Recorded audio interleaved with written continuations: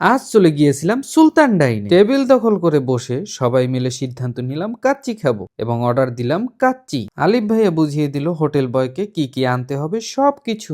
আমাদের মতো অনেকেই ক্ষুধা পেটে নিয়ে বসে আছে টেবিলে, সবাই অপেক্ষা করছে খাবারের। এর মধ্যেই আমাদের খাবার একে একে চলে আসতে লাগলো। প্রথমেই চলে এসেছে বোরহানি, তারপরে চলে এলো আমাদের সেই কাঙ্ক্ষিত কাচ্চি। গরম গরম ধোয়া ওঠা কাচ্চি আজান বাবুর নাকে সুরসুরি দিয়ে বলছিল আমাকে খাও।